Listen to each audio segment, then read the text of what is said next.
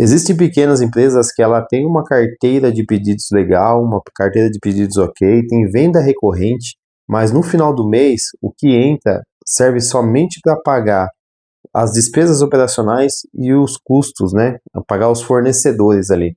E para uma empresa no segmento de produção e de indústria, existem vários fatores que levam ao empresário, ao gestor, não ver o lucro da empresa.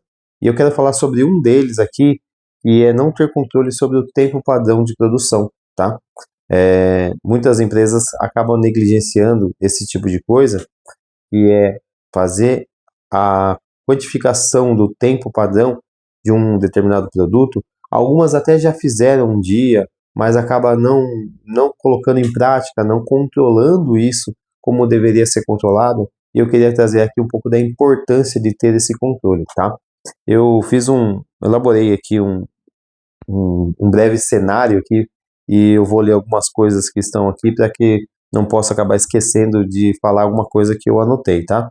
Mas só para uma prática de exercício, eu queria trazer aqui um exemplo de uma empresa que produz um produto em 45 minutos. E ela foi lá e cronometrou o tempo de produção e aquele determinado item, o item A, ele leva 45 minutos de produção. Então, se a empresa tem aí um controle, não tem um controle rigoroso e às vezes os funcionários da produção acabam perdendo tempo, 5, 10 minutos de atraso, que o que parece não ser nada, tá? 10 minutos de atraso somente, de 45 minutos levou 55 minutos. Esses 10 minutos representam quase 20% de eficiência, tá? É muita coisa. Se vocês forem parar para analisar 45 minutos, se a gente jogar aí, né, em torno de 4 minutos e meio, mais ou menos, seria 10%, mais 4 minutos e meio, seria mais 9 minutos aproximadamente. Então, de 9 a 10 minutos de perda aí, seria 20% de eficiência que uma empresa pode perder somente por 10 minutos de produção. Agora imagina 10 itens para ser produzido, que seria aí 45 minutos cada um, 10 itens a 45 minutos teria que ser produzido em 7 horas e meia, tá? E aí, se tivesse perdido 10 minutos em cada um desses itens, a produção seria feita em 9 horas e 20. Olha, a gente está falando aqui de 1 hora e 50 a mais do que o previsto. E 1 hora e 50 a mais em um dia para um produto. Imagina o tamanho da conta que vai ficar lá para o final do mês. Às vezes o empresário não está vendo, o gestor, o diretor não está vendo esse lucro, é por causa desse problema de falta de controle do tempo padrão de produção, tá? Eu coloquei fiz uma breve ilustração aqui, tá? Imagine que uma empresa tem 150 mil reais de despesas operacionais. Você faz aí com a tua empresa os custos que você conhece da tua empresa, levanta esses dados, levanta esses números, você vai ver que esse exercício é um exercício bacana e que vai te ajudar a pensar melhor em estruturar essa parte da produção, tá?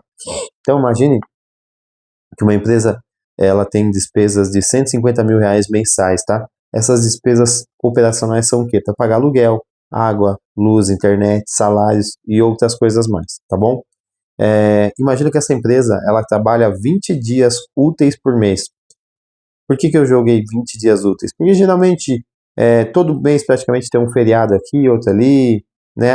Começo de ano, janeiro tem o dia 1º de janeiro, que não se trabalha, fevereiro costuma ter aí o carnaval, já tem 28 dias no mês, março sempre tem um feriado ou outro ali, abril também tem, enfim.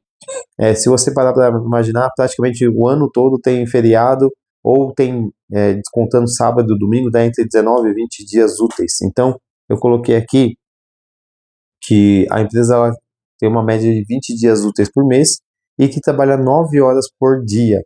Então, se a gente pega 20 dias úteis vezes 9 horas de trabalho, a gente está falando de 180 horas de trabalhos mensais. Então, se a gente pega lá 150 mil reais e divide por 180 horas mensais de trabalho, a gente está falando que por hora as despesas representam R$ 833,33, tá? despesa por hora, né? A gente pega esse valor, 833,33, e faz vezes 180 horas que tem disponível no mês para trabalhar de segunda a sexta-feira, a gente vai chegar aí nos 150 mil reais de despesa operacional, tá?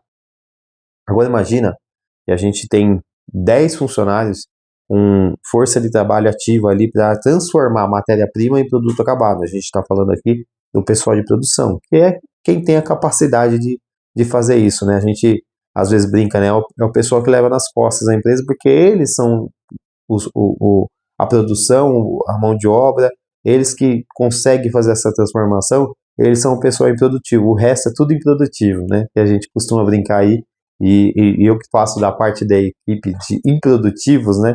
Que eu dou mais despesa do que gero realmente lucro ou faço a força ativa de trabalho, né? A gente costuma brincar dessa maneira. Então, imagine que a empresa tem lá 10 funcionários com força ativa de trabalho para transformar a matéria-prima em produto acabado, e aí a gente pega esses R$ 833,33 e divide entre eles.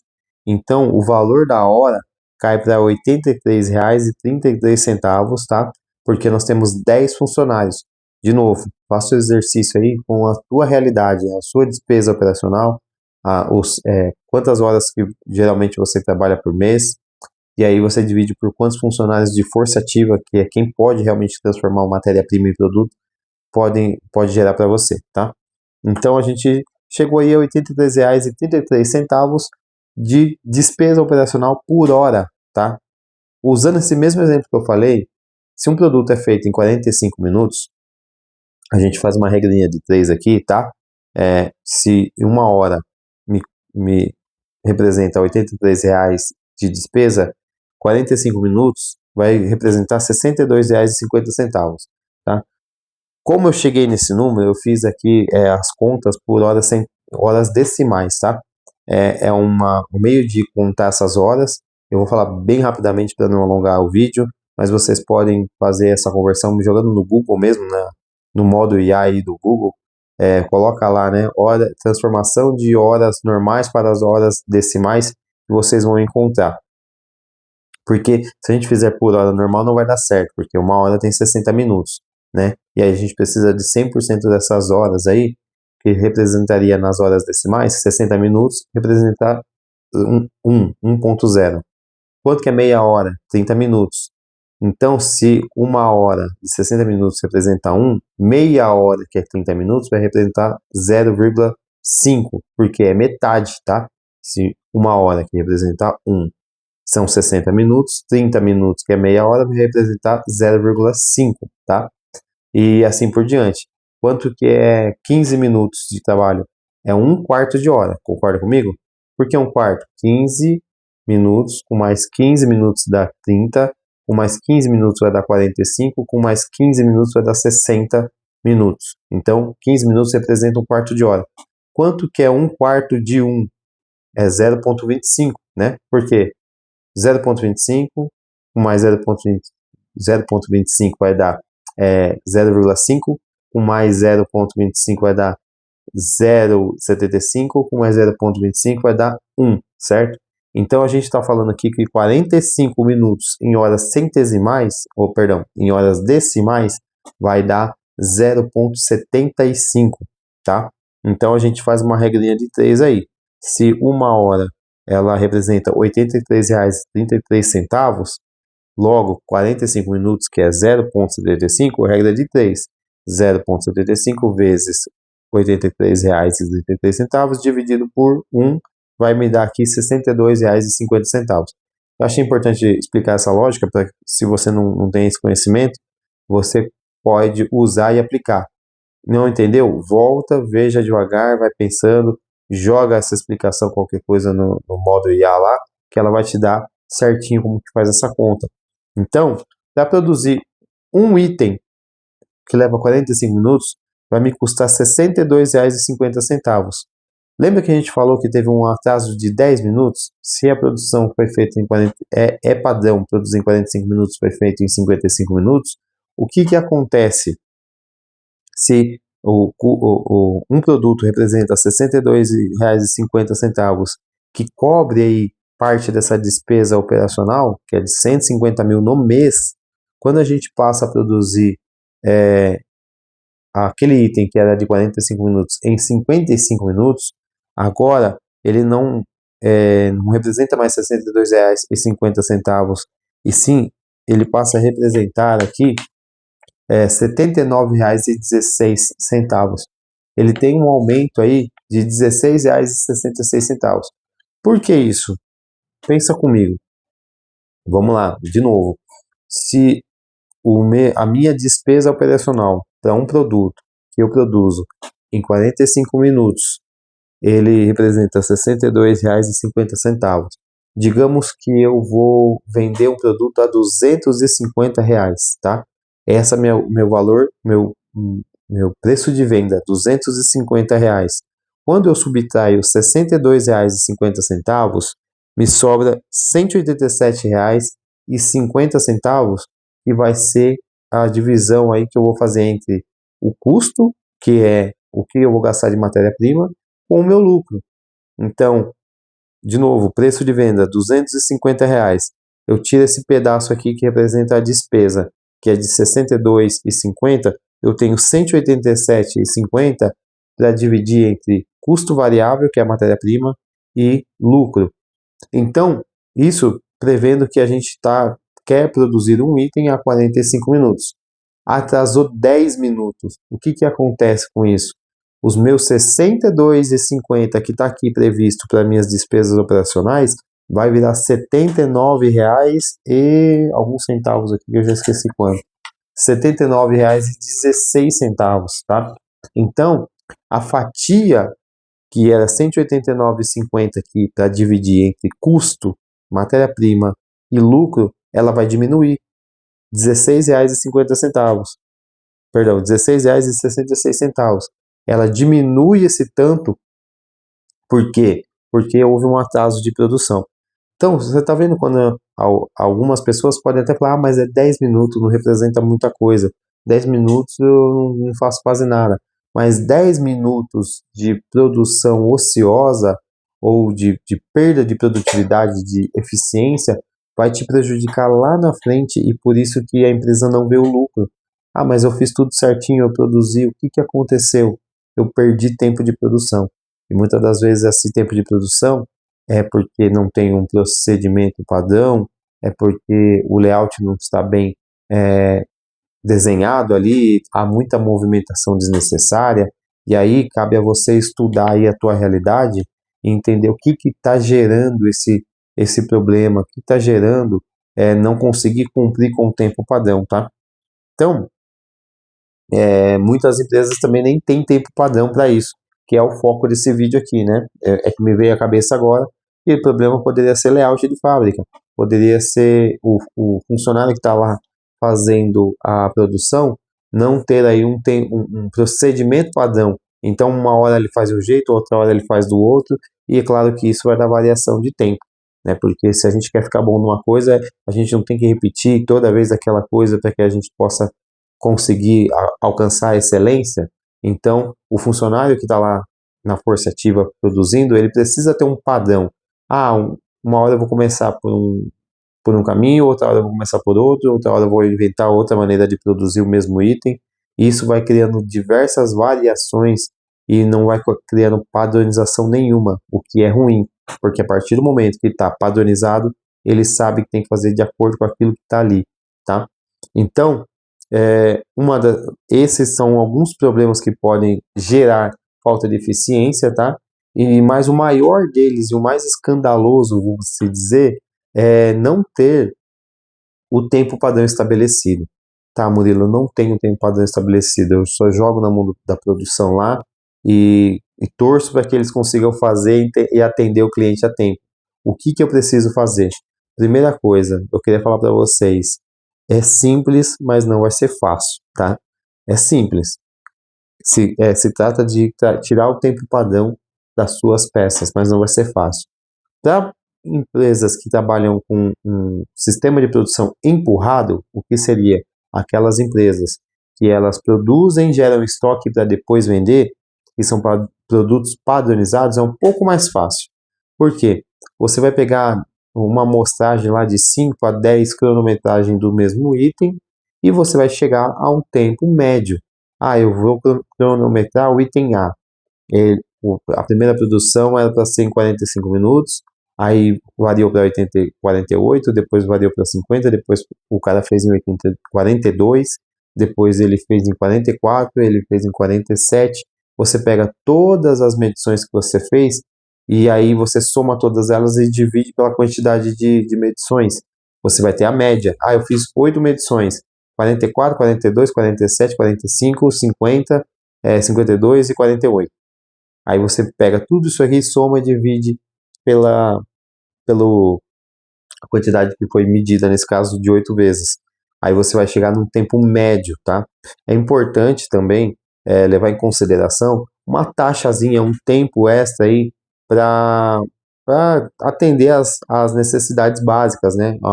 O operador da máquina ou o montador, ele vai precisar ir até o banheiro, ele vai usar o banheiro algumas vezes por dia, ele vai precisar tomar água. Então, esse deslocamento é inevitável, ele vai ter que fazer esse tipo de coisa. E também existe o fator da fadiga, tá? Como que eu posso explicar? O fator da fadiga, ele está relacionado imagine, a gente acorda de manhã e vai trabalhar. A nossa força de trabalho, às 7 horas, 7:30 da manhã, não é a mesma às 4, 5 horas da tarde, né? Existe uma queda de produtividade devido à falta de energia, né? A gente começa o dia com a energia, bateria 100% carregada, assim como um celular, né? A bateria está 100% carregada. O dia vai passando e aí, conforme vai dando 3, 4, 5 horas da tarde, a produtividade não vai ser a mesma, porque a energia do operador não vai ser a mesma. Ele já está lá 4, 5, 6, 8 horas de pé trabalhando. Então, ele não vai produzir a mesma coisa que ele estava produzindo às 7, 8 horas da manhã, tá? Então, um fator de fadiga precisa ser considerado, uma porcentagem ali. Eu vou considerar para essa peça que ele vai ter uma queda de rendimento de 5 a 10 minutos quando você estiver fazendo a amostragem de cronometragem, tá? Então, como eu disse, ficou 42, 44, 47, 50, 52, aí fez 47 de novo, 45 minutos, você tirou a média deu 44 minutos, por exemplo. Aí eu vou colocar aí um fator de fadiga de 44 minutos, vai para 47, tá? E vou colocar mais um minuto aí que ele vai perder por peça se ele for se deslocar até o banheiro ou se for beber água. 48 minutos vai ser o meu tempo padrão de produção a partir de agora. Com esse tempo estabelecido, fica fácil de a gente conseguir controlar as despesas, tá? Porque a gente faz todo esse exercício novamente, pega todas as despesas operacionais, divide pela quantidade de horas que trabalham no mês, e aí divide pela quantidade de funcionários que faz a força de trabalho ali, para a gente achar quanto que precisa ser produzido, e quando sai da eficiência, a gente saber quanto que prejudicou aí, quanto deixou de contribuir aí para a divisão dos custos variáveis, que é o pagamento das matérias-primas e mais o lucro, tá? E então, para a empresa empurrada, é um pouco mais fácil. A gente faz isso daí. Para empresas que trabalham com produtos personalizados, produtos sobre encomenda, sobre projeto, é um pouco mais complicado, mas também não é um bicho de sete cabeças, tá? Por quê? Existe muita variação, né? Por exemplo, atualmente eu presto serviço para uma empresa de esquadrias de alumínio para casas em alto padrão. O que acontece? Cada casa é uma casa diferente. Não é as esquadrias de alumínio que a gente compra em casas de material de construção, por exemplo. Janela de 1 por 1,20, janela de 1,5 por 2 de altura, enfim, porta, né, de cozinha, porta de sala que tem 80 de largura por 2,10 de altura, não são portas, não são janelas desses tamanhos padronizados. Cada arquiteto desenha a casa de uma maneira e aí ele vai ter janelas variadas ali, né? Tanto que uma obra não se assemelha à outra em medição. Produto sim, mas em medição não. Então, toda hora ali a gente tem produtos variáveis, né? Produtos feitos por projetos. Como que a gente faz nessa ocasião? Nessa ocasião, a gente tem que ir por família de produtos ou família de processos. O que a gente faz? O corte. O corte é sempre o corte, né? Vai entrar uma barra de 6 metros lá para cortar e eu vou cortar com 1.500 milímetros ou 1,5 m, né? Para quem não é da área, vou cortar com 1,5 m, vou cortar com 2 metros, vou cortar com 80 centímetros. Mas o corte sempre vai ser o mesmo. Eu vou jogar lá na serra, ajusto, corta, né? O disco desce para cortar. Ali eu tiro o pedaço, identifico o pedaço, o tamanho e para qual código de peça é e coloco num carrinho, né? Isso, esse desempenho ele é padrão, apesar dos tamanhos ser diferentes. Então dá para cronometrar esse tempo. Quanto tempo leva o operador de corte para fazer esse corte? Numa peça que ele vai cortar de 4,5 metros, ele leva 2 ou 3 segundos a mais do que uma peça de 800 milímetros, 80 centímetros, né? Por quê? Porque ele tem que se deslocar, dar uns 4, 5 passos a mais para pegar essa peça e levar a peça um pouco mais pesada, levar até o carrinho, ele vai levar 5 segundos a mais. Mas é próximo ali, né? Então por isso que dá para tirar uma média. É importante isso, tirar essa média. Existem processos na tua empresa, que você que trabalha com produção puxada, né, sobre demanda, sobre projetos, você sabe muito bem como funciona isso, né? Você tem processos semelhantes, como eu disse aqui, o corte ele tem processos semelhantes, apesar de ser cortes de medidas diferentes. A usinagem é a mesma coisa. As peças podem ter medidas diferentes, mas as usinagens sempre serão as mesmas. Por quê? É onde que eu vou colocar o parafuso lá, vai ser sempre no mesmo lugar. É onde que eu vou colocar uma roldana ali, é sempre no mesmo lugar. A escovinha de vedação é sempre no mesmo lugar. Então, cronometrar esses processos e tirar uma média vai ajudar muito no processo final, que é de cronometragem geral e saber quanto tempo leva para fazer cada peça. E por último, e não menos importante, não basta só cronometrar e gerar o tempo, mas precisa controlar se a programação versus a produção está sendo eficiente, né? Agora eu tirei a cronometragem, 45 minutos para fazer a peça. Eu nunca mais volto lá, eu não faço uma análise, eu não faço um controle de produtividade e eu estou acreditando que eles estão fazendo no tempo padrão. É ilusão isso, porque nem o montador, nem o colaborador ali acredita que ele vai fazer no mesmo tempo, se não tiver alguém mostrando para ele se ele está sendo eficiente ou não, tá? Por isso que é importante gerar gráfico, indicador de desempenho por funcionário, tá? O funcionário A, ele fez a 45 minutos, o outro fez a 50, o outro fez a 42. Opa, peraí, né? Mas isso é recorrente, é regular. O que a gente pode aprender do funcionário que está sendo um pouco mais rápido para passar e treinar os demais, né? Ou é particularidade ali do funcionário mesmo, ele não está demonstrando desempenho e não quer, né, demonstrar um desempenho eficiente, vai da análise aí da gestão de pessoas também.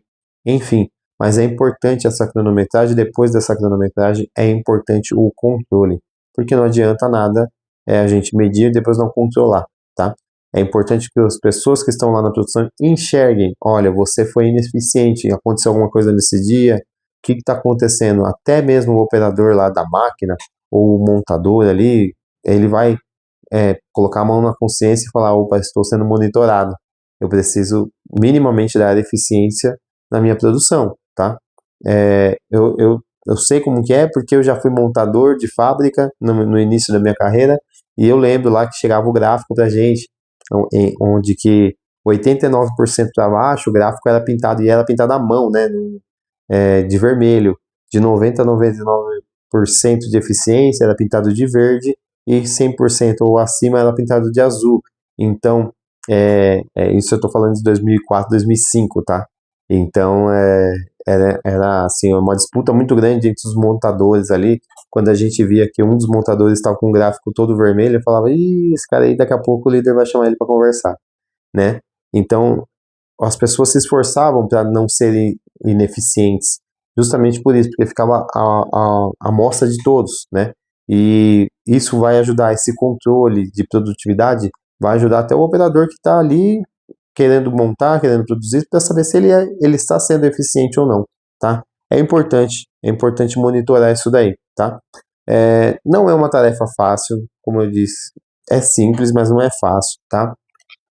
Não vai ser feito em uma semana, não vai ser feito em mês, tá? Eu tô para te dizer que vai ser levar talvez mais próximo de um ano, mas não é para desanimar, não estou falando isso para te desanimar. Você pode começar aí pelos produtos de curva A, né? Precisa começar. Se não começar hoje, daqui a um ano não vai estar pronto. Se você esperar 6 meses para começar, vai ficar pronto daqui a um ano e 6 meses, né? Então, precisa começar agora, precisa começar hoje a fazer esse controle. Então, é importante você saber que não é um processo rápido, né? Monitorar, dependendo da quantidade de produtos que você tiver, a quantidade de processo que você tiver, mas é extremamente importante para que você pare de ver o seu lucro indo pro ralo, tá? É importante, é o dinheiro da tua fábrica, é o teu esforço, né? Qualquer imprevisto que pode acontecer, talvez aquela reserva de emergência ela tá cheia, não vai ter, aí você vai ter que recorrer a financiamento bancário, e aí toma juros, né? Com a taxa Selic do jeito que está hoje, alta, e é os juros lá na casa do chapéu.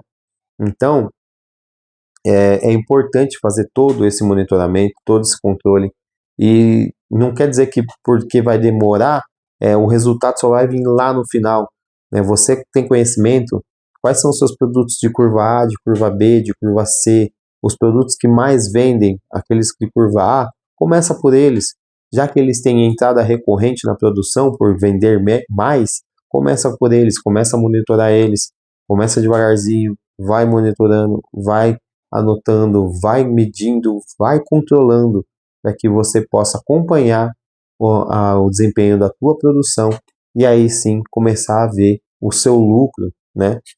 Se for necessário ajustar, ajuste, né?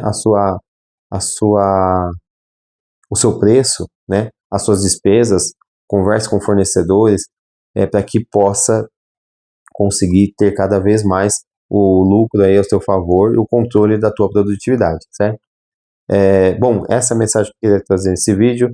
Se você chegou até aqui, você é um cara que tem o meu respeito, porque não é fácil ouvir tanto, né, contas e contas aqui, e eu acredito que isso aqui só vai te ajudar se você conseguir implantar realmente.